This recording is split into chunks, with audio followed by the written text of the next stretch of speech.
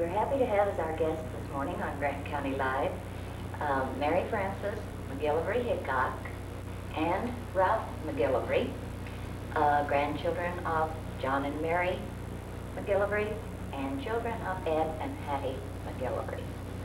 I have been fascinated ever since I began Grant County history by John and Mary and the way that they came to Grant County, and so many of their children and grandchildren have remained here and are part of our community.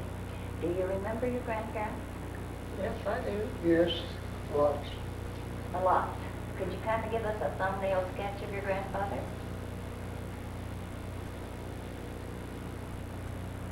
Well, I don't know whether I can or not. He was a Scotsman from Scotland, and had a little brogue. He was not hard to get along with, but he knew what he wanted. I guess he's a little bit like all of us, kind of like to have his own way sometimes. But he was very fond of his family. His folks are still in Scotland, most of them. And, he had, well, he was a soldier in the First War we had, you know, here. Civil War? Yeah. And he was very, I don't know what the words are, but he's always very interested whenever he mentioned anything about it, and he was pretty well worked up, you know. He didn't want to talk it over too much. Didn't he have a brother who was at Andersonville Prison? Yes, he did. I never saw him, but I heard him tell about, well, in fact, we had a letter that his brother had written to get him out of the prison, which he did.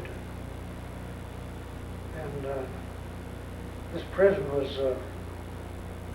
I can't think of the name of it. Andersonville. Yeah.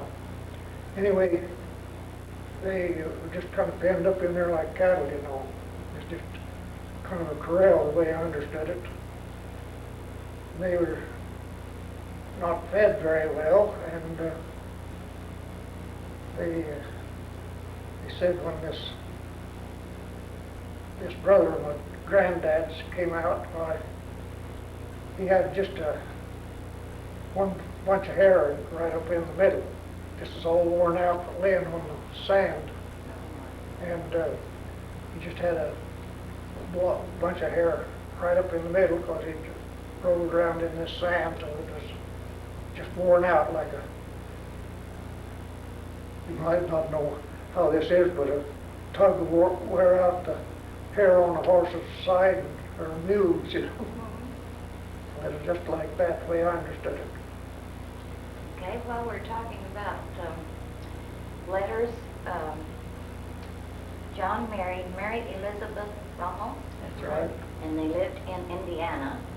And They originally lived in West Virginia. West Virginia. That's where they were married, and that's where he served the Civil War. They came to Grant County from Indiana. No, yes, Yes. they moved Indiana from West Virginia. Okay. John came out to Homestead before his wife and family came out.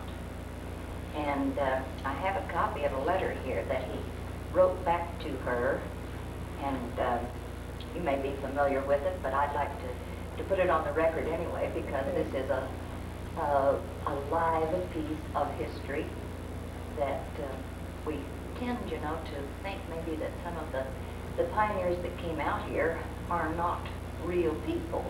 I mean, they get sort of glossed over, and you think, well, they weren't real people. They just, you know, happened to be here, and that's the way it was. But I like to go back to the original as much as I can That's here. fine. So, this letter was written March 4th, 1887. Dear wife and children, I'm very happy today, for I got your letter. There is a church, no church, but preaching at Ulysses, Sunday school every Sunday, prayer meeting every Thursday evening, preaching every 2 weeks. The whole shooting match is Methodist. There is one of my neighbors about a mile from here will take you every Sunday if you want to go. You ask what we burn for fuel. We burn buffalo chips.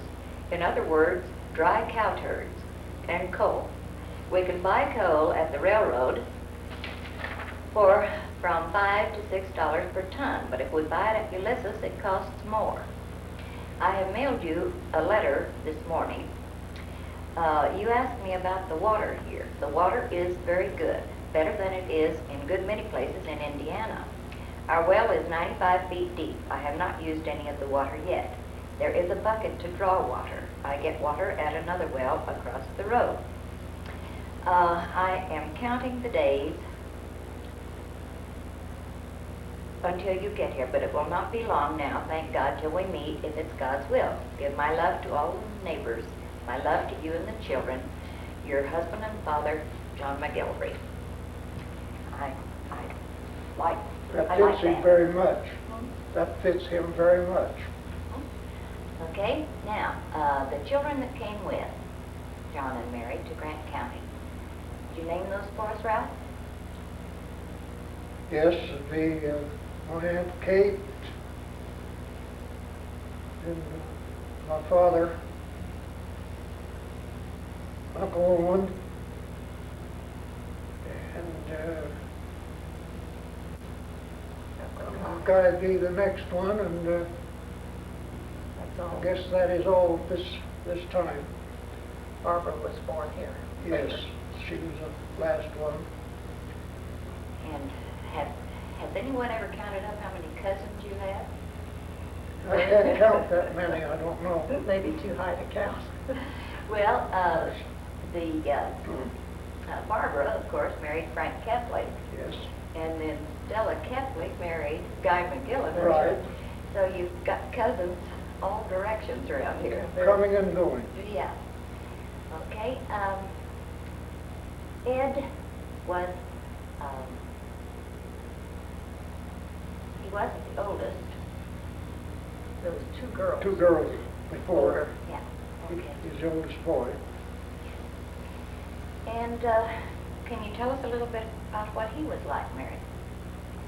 Well, he was a rather, I would say, a very public man in a way. He loved politics, he loved his community, he loved his family, and the more he could get involved in any of those things, the better he liked it. And he was an ambitious person to make money. And as you know, he died quite young, in his 40s, so he didn't get to know what he might have been able to do, but he was always very interested in politics and a radical Republican. I didn't he serve a term as state representative? Yes, 2 terms, and he was sergeant at arms for 1 year or 2 in the legislature. First, before he was represented. He represented Grant and Stanton County both at one time. They had one representative for 2 counties. But he was also a good family man. He was one of these kind that his children never debated anything, debated as to whether he's right or wrong. If he told us to do something, we did. And he never was much to punish us, to whip us or anything like that. But he had a stern Scotch voice, and he said, "Move, you move." Okay. And if he just looked, if you knew you'd done something wrong, you just as well wait. After they left, why, he didn't talk much, but all he had to do was look at us kids. When we saw him, or we knew he was doing wrong, or he didn't have to say anything to any of us. Wasn't there some hope from his parents that he might be a Methodist preacher? Well, when he was when they were in Indiana, they were quite a strong Methodist church. And they centered a lot of their social activity in those days entirely around the church. And they wanted him to be a minister, but he was like most young men when he got out to this western open country and saw the cowboys. He kind of forgot his religion. And so the ranching won. That appealed to him, yes. I've read a story somewhere about the way the telephone lines worked here. Ralph, would you tell us about how you had telephones? Yeah, they worked pretty poor. But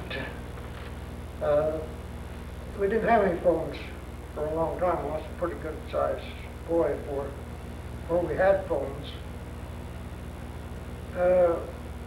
Best I can remember, they had one from Macon or Hartman down here first to the Ulysses. And then they decided to, well, they didn't have any way to pay for this stuff, so a bunch of them got together and decided how they would do it. And they had to have some tall posts, you know, to get under the gates, but instead of using the telephone wire up on the poles, they went on the barbed wire in the pastures. Might not go very straight towards where it was going, but finally the fence would get around there.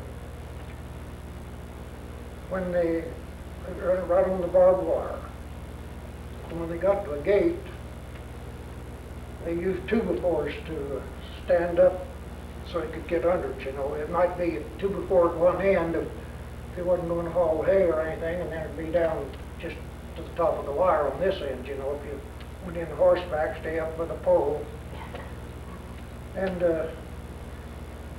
that went along. It was, well, I can't remember, it was Mr. Kepley and Austin Kepley and Frank Kepley, Mr. Towler, and well, I can't name them, but there's probably 12 or 15 men got together and decided how they would do it. And it wasn't all done in a day by a whole lot. And then somebody broke the fence while he didn't have any phone. And the nice part of it was everybody could listen on this phone. And they like to do that too, you know. That's saved ringing it up. And sometimes it gets so many on the phone lines that you'd have to tell the last 2 or 3 to hang up so you could finish your talk, you know. Of course, they didn't visit very much. They just kind of scattered around at that time, and some people liked to talk on quite a bit, I heard. But anyway. Just like a daily newspaper. Yes, very much like it. Okay, can you tell us about what you did for recreation, Mary? Well, it was, they used to play horseshoes. As they go to somebody's neighbor's Sunday afternoon, they might play horseshoes all afternoon. And they used to, I remember quite often, they had target practice. They set things up on the fence post with their rifles or whatever type guns they were using, and practice different people shooting them. And some of them toss a cannon there to see if they could hit it, or somebody's hat, and that wasn't always so good. Of course, it's their good $10 hat, when $10 was quite a hat in those days. And then they had a lot of, what we call literary clubs, and the different schoolhouses, and everybody that belonged to the school, usually the neighborhood, put on home talent plays, and they had that maybe once or twice a month, depending on kind of how often they get together. That was always a big deal, and they also quite often have picnic dinners where the families would get together, and they'd have usually one a year where everybody in the community attended. And there were several other things, I guess, but I can't recall right off what some of them were. Do you remember? Well, Yeah, I remember some of them. Sometimes you'd match a horse race, you know. Yes, that's right. And it'd be a pretty good crowd there, but after they got it advertised. My dad generally had one he thought could run. And I was just the right size to ride it, which I didn't ever like to do very much. Did you win? I tried to. I won more than I lost, but I got glad that I got so I didn't have to ride them. But They used to have, they'd also, along that line, they'd have bucking horses and so on. I can remember, especially about the time I was freshman in high school and all in those days, we'd, different people that had, they'd all, Sunday afternoon, they'd take a hay rack and all get in a hay rack with a bunch of straw on a cold day like this even maybe, but we'd go to somebody's house where they had a box corral and they would ride bucking horses and calves, and that was always a lot of excitement and a big day.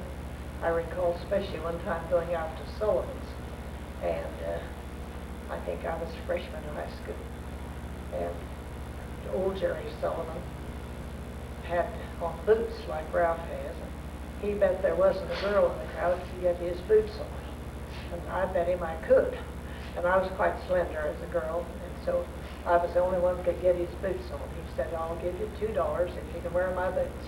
And I put them on. He dared me then to ride a calf. But I didn't have the nerve to try that, so I gave him back his boots and told him I preferred to stay off the calf. Well, that probably was a wise decision. It was. How about ball games? Oh, yes, they had lots of those. Ralph can tell you more about the ball games than I can. well, we had one out on the grass. Oh, I guess it was wasn't quite a quarter of a mile from the house.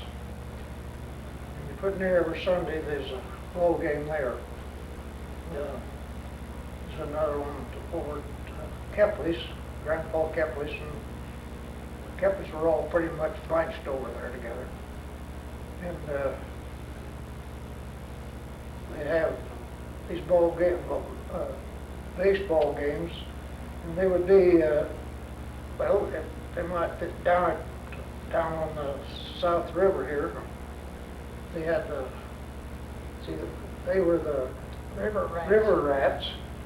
They had a team, that was Towers and Joyce's down along there, and then they had another one at Johnson, but it generally came to Ulysses to play. The Johnson bunch did, but there was another one in the southwest corner of the county. They had a team, and I don't know, in the summertime, there's just nearly a ball game somewhere we was going to. It used to be one at our place, and it wasn't fixed up like they do now. The ball team that was played, we had this ball diamond at our home, where they used to come out there. They called them the Punkin' Rollers. Yeah. I was going to ask. So we'd play the River Rats. River Rats and Punkin' Rollers, I can't recall. a few things like that. Can you tell us some of the other people that were on the Pumpkin Rollers? Well, there's Ed and Guy and Owen McGilvery, was about all that's on our family. It's big enough. And I was in that too. I was the pigtailer, you know. When the ball got clear away, well, I had to run and get in. And that's my job. And I tried to throw it in as far as men did, you know. So I spoiled an arm, so I never could play baseball. But that's a good thing too, I guess. I think there was Andersons, weren't they? Yeah, the Anderson boys is Alfred and Pete. The twins weren't just like me, they's more pigtails. But there's Beckelhammers and No Henshaw. yes, Henshaws, and I can't think of several. Bill Morgan, Mary Bethlehem girl, you know. It's, of course, then when they got a good game then at Ulysses or Santa Fe, why, these teams, they took some out of each one, you know, to beat them. They didn't go after each other then. They might take one out of Punkenrovers and two from this and that, you know, because they didn't get in the car, you know, about 20 minutes before time for the game. They started early in the morning in the wagon. And you took your lunch along, a little hay in the back of it to feed the horses. You tie the horses off to tie them up to the wagon while you're watching the game. The journey had a matched foot race in that. Uncle Owen he ran 100 yards pretty quick. There's a fellow at Hickok that was good. And there's one that's old Santa Fe then because Sublet and them weren't there yet, you know. And there's those three fellows, they were all pretty fast. And Uncle Owen generally got it, but one time this guy at Hickok beat him. So the next time they had a little money put up on it. And Uncle Owen, he did that. And Uncle Guy was fast. He used to race a horse. He'd bet him he could outrun a horse, 15, 18 yards, something like that. That was a pretty good race. Hey, how about dancing? Was there dancing? Oh, yes. How did they organize? How did you know there was a dance somewhere? And Oh, the worst, when you don't have anything to do but gossip, the word gets around, and they get up and dance somewhere, and everybody, after they got the telephones, they'd call, of course. They were going to have a dance at our house tonight, and they played fiddles. Somebody had an organ usually to a fellow. I don't think any of the fiddlers ever had a lesson. They just throw down music, but they did a lot of square dancing. And they waltzing. And the one thing I remember about, we as folks used to go to dances, and they always took the children, everybody in. Oh, yeah. They'd put us on pallets, or they just fix a blanket, or maybe the bare floor and their seats. They had benches in the schoolhouses. Could use a gunny sack. Yeah, they put the kids to sleep. But one thing I remember, one of the earliest things I remember about, my Uncle Guy was a beautiful dancer. And there's a lady by the name of Mary Thrall that lived here. And they used to challenge everybody that they could waltz with a cup of water on their head and not spill it. And they could. They were beautiful dancers, just glide, you know. And I remember I was a little bit of a kid, and I thought, now how can they keep that cup of water? And I don't imagine it's very full. The tin cup at that, you know. But that's one thing that stuck in my mind as a little child, was how anybody could ask the cup of water on their head. Well, another thing that comes to my mind, Saturday afternoon, they went to town. Didn't make any difference. It was a farm, and you turned horses loose at noon and got Ulysses. That was old Ulysses for a long time. It always was that way, you know. Saturday afternoon, I might even take the kids and go to town. And that way, you knew where there was going to be a dance, you know, or something like that. This literary, that was one of the better things, you know. They had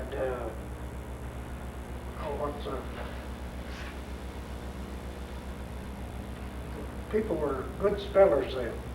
You know, they was, yeah, people right now, they wouldn't get very far along with them either. But that's one thing they didn't know what to do, was how to spell their words, you know, and so on. and ciphering matches too, didn't it? Oh, yeah.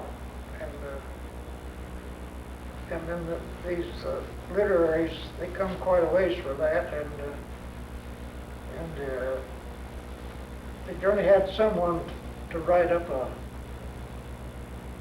thing that was, I don't remember what they called it, but well, they'd make rhymes about people and things like that, you know. It was just about half comical. I remember Barbara and Mary Anderson. These two had got some pretty rankles up. And makes fun of somebody, you know. You'd see them dancing with somebody else or something that didn't work very good. The journey showed up at the literary. They had music, poetry, and this kind of thing too. Yeah. We even had, or my uncle was the first one I ever saw, had the old Victor record player with the cylinder records, and then have the little white dog with the megaphone speaker on it. And I remember people would come to grandmother's house. My uncle lived at home. He was an old bachelor before he married. And they'd all come to hear the graphophone. That's what they called it. And he had the records. When I think back what some of them were, they were pretty much, they weren't rock and roll, but about that interesting. Oh. Okay, think of anything else in the way of recreation?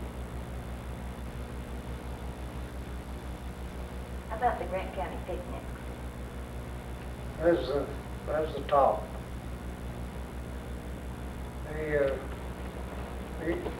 We used to go to one at Mr. Howard's. He's pretty well to the southwest corner of the county. But he had a big bunch of trees around, shade trees, you know. They'd go there, and that journey lasted 2 days, wasn't it, at that time? And people would come there for, well, I'd say 30 miles from every direction. And they'd have horse races, ball games, and most of them wouldn't, I'll expect it was most of them too. They'd bring their bedding and everything, you know, and stay all night because They have covered wagons most of them. Yeah, we've had our covered wagon there, in fact. And they'd have pretty good horse races. And at that time, they weren't rodeoing any. I don't think No, I don't. they might somebody have a horse there he bet somebody couldn't ride, and they'd ride him, somebody would. But they were very good for the people all around, you know, to join that way once in a while. And they always had some good horse races and ball games. That is most of it, I think. And a lot of foot races too. Yeah, and then they had, I don't believe they ever had a dance floor there, did they? Yeah, well, they fixed it. I remember one time, in fact, the first time I ever remember seeing Anna Rosa was she was a young girl, and I was probably 3 or 4 years old. Not much older. She has that? Not much older than Anna. No. And they had a platform they built out of just boards of some kind. I don't know how they built it. I can't remember distinctly. But she was crippled like she is, you know, and has always been. And she could dance just as good. They were square dancing, and she could keep up with the best dancers. And I remember asking my mother what that girl, and she didn't wear a built-up shoe at all. She just walked on her tiptoe. And she impressed me so because she was quite petite, and how she could just fly around on those skidoo and all, you know, their little. And I asked my mother, I said, "What's the matter with that girl?" And she said, "Well, she has something wrong. She's crippled. That's why she does it." That's the first time I can remember. That's the first time I remember seeing it. And I know that I was small enough I couldn't understand why she'd walk on her tiptoe. Where was this dance? Big garden. Where was this dance? This was at the old Hulbert, like one of the Hulbert dances, picnics, I'm pretty sure. Well, I wasn't sure that they had them there, but I know. That's the only time I remember having it. And I could be mistaken as to the location, but But you it was see, a big picnic. they did that after they had it here at Ulysses. Yes, I know they They, did. they fixed pretty good platforms then. Well, this one was pretty crude as I remember. Yeah, well, they didn't, they just could have got it as level as they could, you know, made a wooden floor there for you. Of course, it all had to be torn down again. Do either one of you remember a skating rink in the Hyatt building? Oh, Yes. I think so. Well, tell me about that. I don't know whether I can or not. I can think a lot of things, but some of them I don't want to talk about much. But he put a hardwood floor in upstairs, and that's in the Hyatt building. Yes, it's one's right there by Kip's. At that time, there was not it was by itself, so it wasn't a building on either side of it. There was a store on the corner north was there, and there wasn't anything between them at that time. But anyway, we went up the steps on the outside to get upstairs, and this floor, he put in a good hardwood floor, and the roller skated, danced, and fought and everything else up there. Sometimes they got downstairs before they fought, but it generally started up there and then ended up down there. About 5 or 6 of them mixed up in it. But I tried to stay out of that. I wasn't very good that way. That's where I learned to roller skate was You in know, the Hyatt. what little I ever roller skated was there. The floors were really slick because they danced Yeah. on them and kept waxed, you know, and they were really slick. And it was very easy to skate. And it was great fun. And then I remember there was 2 different people, both what they were called, just dual rollers. One was big roller in the front and back. And one of them was Pete Anderson had this, and he was a very good skater anyway. And he used to go clear to Dodge City and enter in tournaments up there. And they had a circular floor up there of some kind, or cup floor, like the old skating, the better skating rinks in the early days had. And he was quite a prize winner up there. And I think somebody in our family had a set of them, didn't they? George. George, I guess. Yeah, my brother Brother George. George. And he got to be a pretty good skater on those 2. They were a little faster than the other. They're a little bigger wheels, and they were much faster than the 4-wheel skates like most of us had on. But I never was much to cut any pigeon wings on myself. I did pretty good to stand up on 4 wheels under me. Okay, you mentioned George. I don't think we've listed all your brothers and sisters here. Let's do that, Mary. Well, Ralph was the oldest, and then myself, my brother George, and I had a sister Helen, and then Edna, and Lawrence, or Jim, as everybody calls him. And then the oldest, the youngest, and then I had a sister Catherine, who was quite a little younger than the rest of us. I think she's about 6, 7 years younger than Noah, wasn't she? Something like that. I know And I raised her from the time she was about 7 years old. We lost both of our parents, and so Catherine made her home with me and Charlie till she grew up to be 18, and then she had a fatal illness. I had 2 children of my own before Catherine was born, our baby sister. And I had Jack, which is here now, and Ellen. And Ellen was born, she was born in June, and Catherine was born October? October.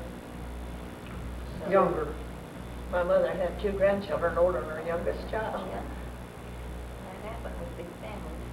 then, as Mary said, she raised Catherine. I never was around her too much. In fact, I didn't really know her, but Jack, Ellen, and Catherine all grew up together, about like sisters and brothers. And of course, we lost Catherine. How old was she? 18. 18. And,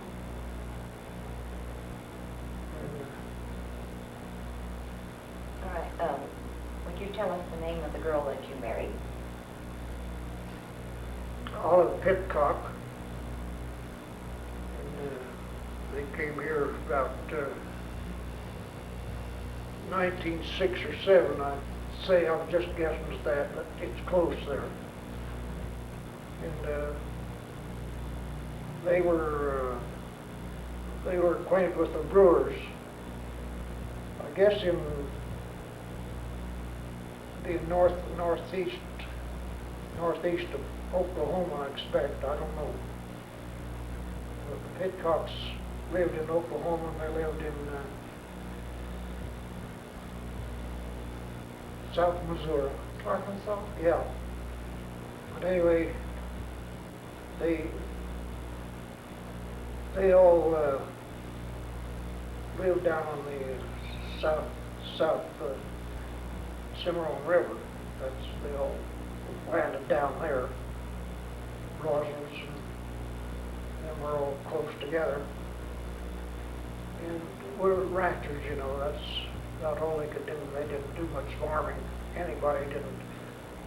Well, I don't say anybody, but there's some few farmers. The Kemplers were good farmers always.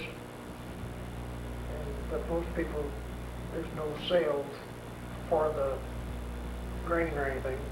There was for broom corn. The rest of it was just kind of getting away from the thing. But anyway, they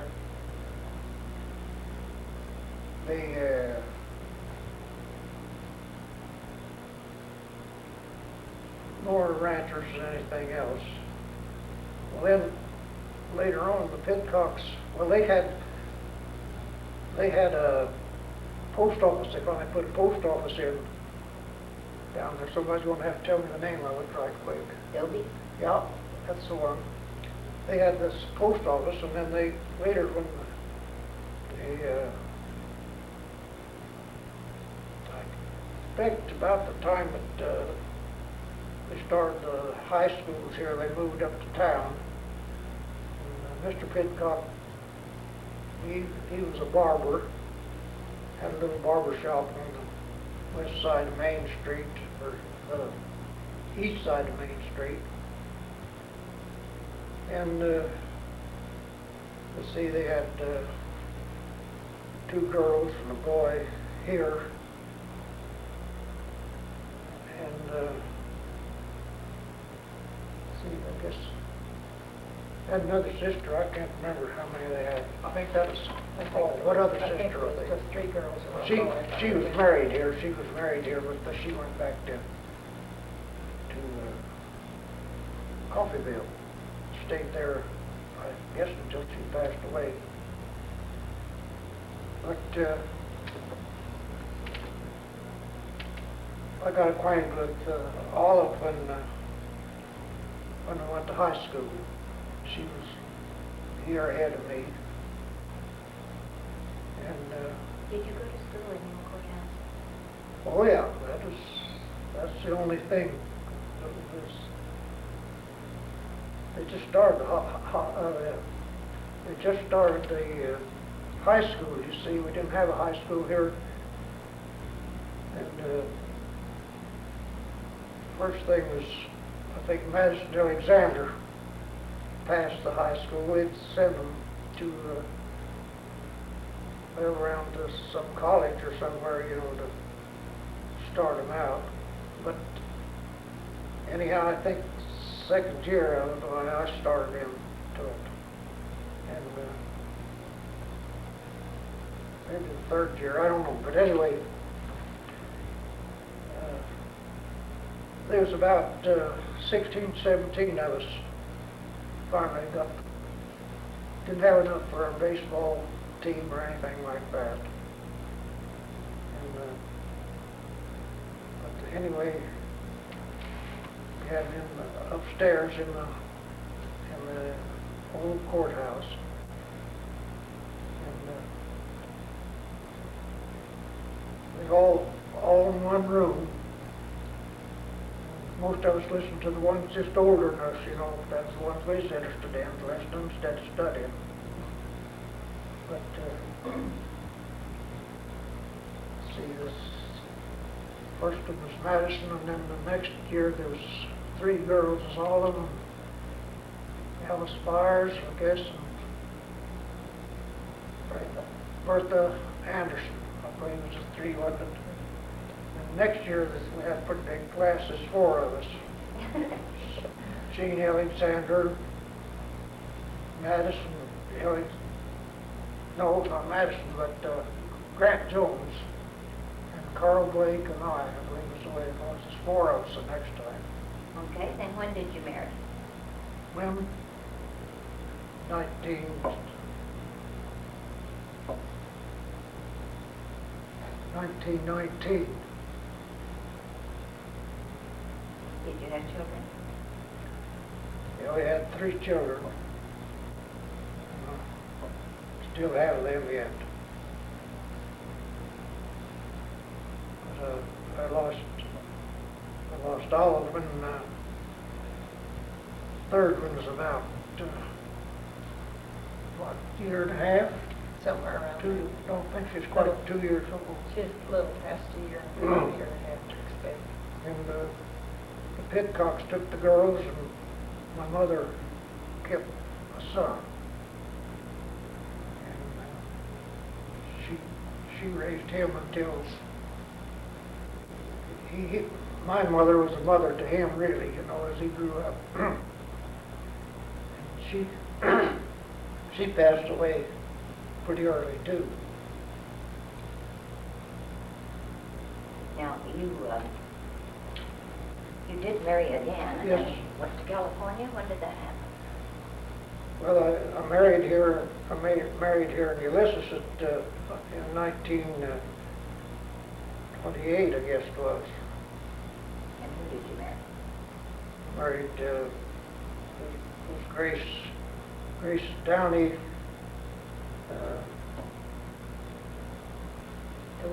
DeWitt, yeah. I knew them. They're kind of tongue twisters. Yeah. No, mine's a little bit slower. But let's see. We were married in 26, and then we had a daughter in 28. And Grace came here in 24. She'd been here, and she went to school in Ulysses part of the time. Before she was married the first time, they homesteaded about 4 miles north of Hickok. But Mrs. Well, I guess I better start in. She's Mrs. McCall, and Grace was a half-sister to her.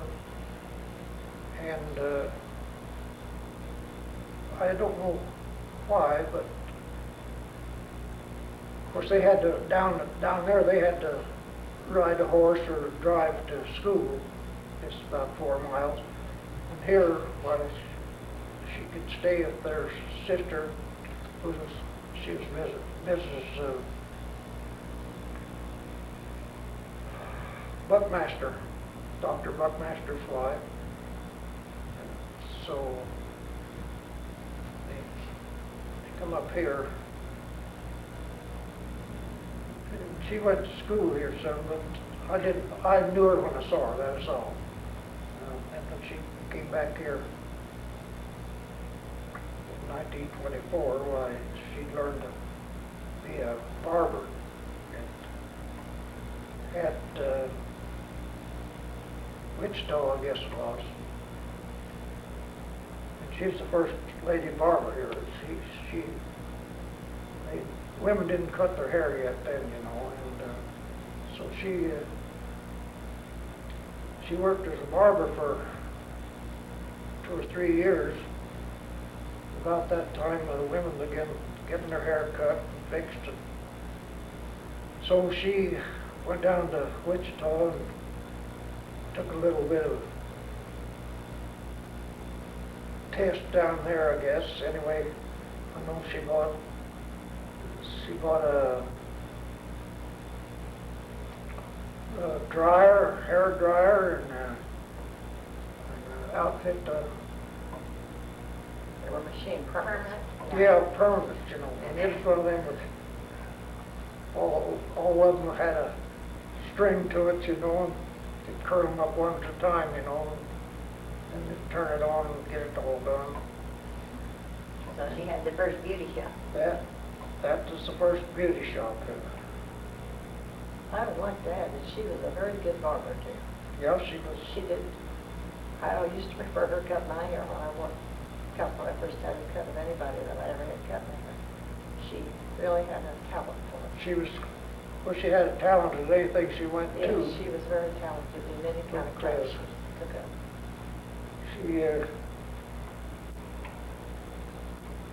When she first came, you know, she wasn't too good to shave. But after I started going with her, why, I about had to give her a chair, you know. Yeah. It was a little bit rough. Well, did she learn how? Oh yes. Well, not she wasn't too good at shaving a man, no, because she didn't know when her razor was right, you know, like a man would find out if he's using it on himself. But as Mary had just said, she could cut a man's hair, she could cut a woman's hair, and I don't think many people could beat her. Okay, you moved to California Mm-hmm. and lived there until just recently, and you've come back to Ulysses, and we're glad to have you back. I don't know about the glad part, but we left here in 1937, and we got to Los Angeles. That's where we started. And we got there 5th of June, the 5th of June in 1983. Well, I left there the same day. Just happened. But we went there, and we went to West Hollywood first because, well, I think Grace thought that she had a daughter, and I had 2, and I think she's going to have them all in the movies for long, you know. No, she always did want to go to California when she was a kid. Her dad used to tell her about the bears and things that was in California. But anyway, it's after this dust had gotten so bad here, and there wasn't too much work and so on. So we went in 37 and stayed over in West Hollywood about 3 years, I guess. I think it was 1940, and we moved to the east side of Los Angeles. I got a job down there in a outfit that had some diesel trucks, and they hauled to Phoenix, Arizona, and up at where they gamble. Las Vegas? Yeah, they had 2 trucks that went up there, and they had 3 that went the other way when I went to work for them. And Grace, before that, though, while I was in Hollywood, she had to go to school before she could be anything but a barber. So that was 9 months that she had to go to school and learn things that she knew better than the teachers did there. had to pay for it. And Grace didn't get very many of the classes because he set her back in the back, and then when they had a good customer coming in there who was particular about her hair, well, Grace got her, and the rest would be up there taking the school because they used some of the money they got, that Grace got, they used some of that to pay for the rest of them, you know. So that is kind of a false deal that was necessary. She had a barber's license, but that wasn't any good there for... Had to get a beautician's license. Yeah. Of course, she passed it pretty good, pretty quick, but I think it was 9 months before she drew any money. And, well, she gets some tips. Well, I know one time she come home and someone tipped her $1 even. Gosh, I think she probably had that dollar when she died, I'm not sure. All right, Mary, you tell us how you and Charlie Hickok got together. Well, of course, I grew up here, and he was about 7 years older than I was, so of course when I was 7 years old, he was a young 14-year-old. And they moved to Manhattan and stayed back there for about the time they got ready to go to high school. They called it prep school, but it was connected with the university and KU's, and K-State. And so they stayed back there. They'd come out sometimes in the summer, but I knew him, who he was, but that was about all till we were both grown. And then, I don't know when, I knew, as I say, I knew him, but I don't remember the first time I ever went with him, but to have a date with him, but we started to go, well, I went on a date with him before he went into service. And then we corresponded while he was in service, and then he came back. He decided to go back and get his degree. He had back to one semester had his engineering degree when he went into service. And he thought, well, he'd come back and pick it up, but he went back to go enter into school. They had changed the requirements, and he had to go a year and a half to get his degree. I'm going to back up my story a little bit. Before the service, he quit school and joined work with the Interstate Commerce Commission for 4 years on engineering work.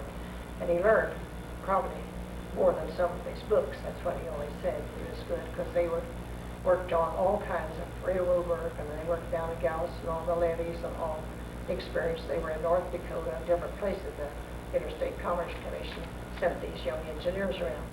So he thought he could pick up his schooling in that one semester, but he went back a year and a half. So then he came back out here to live. Somehow or other we got to go together, and we went together about a year and a half, I expect, maybe 2 years. I don't know, about a year and a half. So we finally decided we'd get married like all the rest of them. And All right, then your children are? I have Charles and Donald and Mary Ann, Annabelle. And Charles works for the Mesa Petroleum out here, and has ever since they built the Gibbon production plant, he helped do some construction work on that. And he's been with them now, I think, served about 30-some years, I believe. I'm sure he is. And then Donald, who runs Gamble's store here, everybody knows him, every fan. And then my daughter Ann is married Neil Leahy, and he was in the service. He was career in the Air Force, and so they lived away from him for about 20 years. Lived in various places.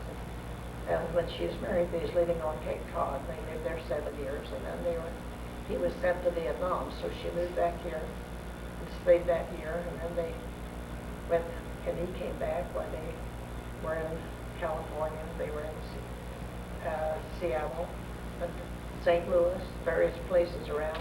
So I didn't get to see much of her for the first 20 years of her marriage. Then they moved back here about 7 or 8 years ago.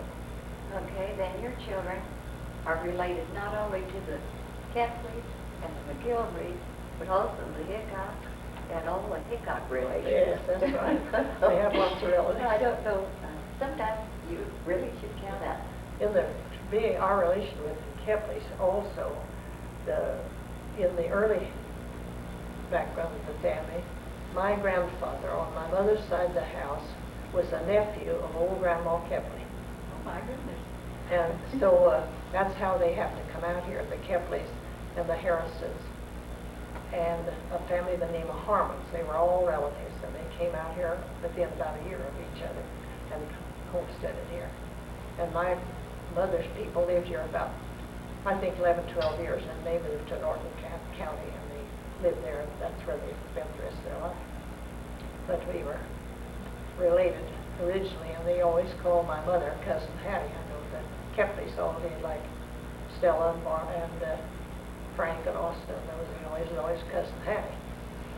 She was their second or third cousin. Would be an interesting family tree, but I don't know whether you'd find a wall big enough to put it No, on. I've been working on it for about 20 years, and I've got a pretty big page. Okay, we're about out of time. Is there anything special you'd like to finish up with, Ralph?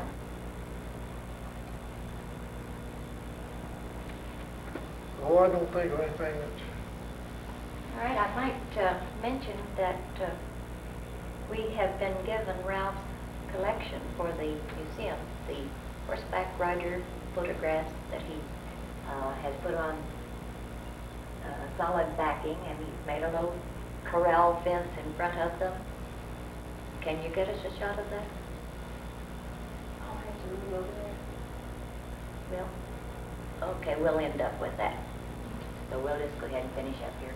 And we're real happy to have that. It's unusual and unique, and I've not seen anything like it anywhere else. So we're real pleased with that.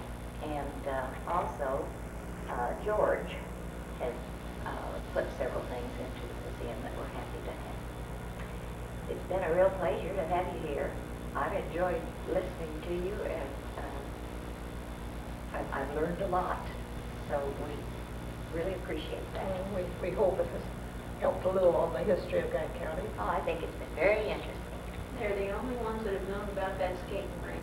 Right. They can remember it. Okay, we're going to call a halt here.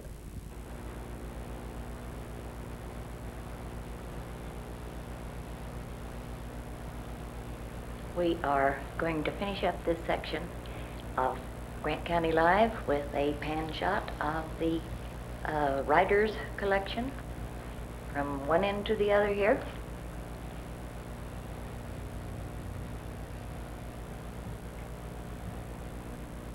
These are all photographs of people, most of whom were Grant County residents.